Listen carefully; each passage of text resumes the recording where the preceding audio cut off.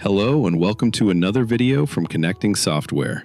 Today we are going to see how to install, activate, configure, and run Document Extractor from Connecting Software. Once you obtain the Document Extractor installer, start the installation by executing the installer. The installer checks for a couple of prerequisites. If they are not present, the installer will start your default browser to download them. Please download and install each required prerequisite. Once all the prerequisites are installed, the software installation will start. Once Document Extractor is installed, you can run it from the shortcut that was created on your desktop during the installation. If you can't locate the shortcut, you can simply open your browser and navigate to localhost at port number 8730. Log in as an administrator. The initial username and password are provided here. Please remember to change the password to a more secure one. The first thing you need to do is to request a license. Please click the Generate License Request button. This will download a similar license request file which you need to send to us. Navigate to Connecting Software Support Portal. Register if you don't have an account. I have an account, so I will log in. Click the My Support button. Open a new case and provide a title. Select Document Extractor from the subject list, Self-hosted from the Deployment Type list, License Request from the Case Type list. Click the Choose Files button and locate your license request file. Click the Submit button. You could also send your license request file as an attachment via email to license@connecting-software.com. We will get back to you with the license file. Once you get your license file, click the Browse for License File. Locate and select your license file. You will be redirected to the configuration screen where you can create your configuration. You can check your license information anytime by clicking the Manage License button from the top menu. Navigate back to the configuration screen by clicking the Configuration button from the top menu. Click the Create New button. Provide a configuration name. We recommend a name that reflects the environment that will be connected: UAT, Dev, or Production. Choose your Salesforce instance type. Provide a service username, password, and token. A system administrator is recommended, but an integration user could also work. Click the Test Connection button. If everything was entered correctly, an information message similar to this and a button will appear. Click the Install into Salesforce button to perform the installation of Document Extractor Managed package into your Salesforce. If for any reason the installation couldn't be done automatically, you will get a link to install the package manually. Click the Test Connection button once again.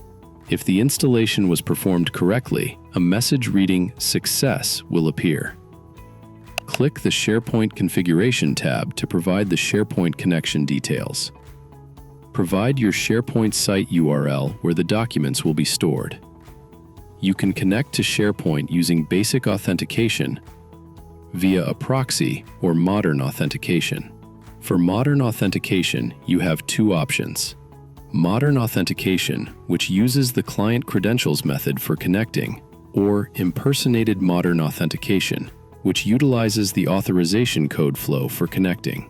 Either way, make sure that correct Azure endpoint is selected. Create your app registration in Azure according to the type of modern authentication you prefer. You can find the links for each in the description of this video. I will go with the impersonated modern authentication option. Once you have your Azure app details, paste them here. Then click Authorize. You should see a message similar to the one shown here on the screen. Choose the desired document library if you have more than one. Enable the Synchronize Upload option if you want files uploaded to SharePoint to appear as links in Salesforce. Enable the Synchronize Delete option if you want the links of files deleted from SharePoint to be deleted from Salesforce. Click the Test Connection button. You should get a green message similar to the one on the screen. Click the Save button to save your configuration. Click the Start button to start your configuration. Click the Show Logs button anytime to check the logs and to monitor the actions performed by the solution. You can filter the logs by dates or keywords. Now let's go to Salesforce and upload some files. You can test the solution by uploading files to any existing record. Or you can, as I am doing here, create a new record and upload files to it. This file will be extracted to SharePoint and will be replaced by a link. All right, as we can see here, it looks almost as if nothing has happened. That's because, as we can see here, we can still see a preview of the file. The file name and extension are retained as well, which allows the file to be found using Salesforce's global search. When you click the file link, you will see a similar preview to the Salesforce native preview. When you click the download button, instead of downloading the file, it will open directly from SharePoint. If the file is editable, like the file we have here, any changes will be saved. When you click the link again, you will always see the updated file.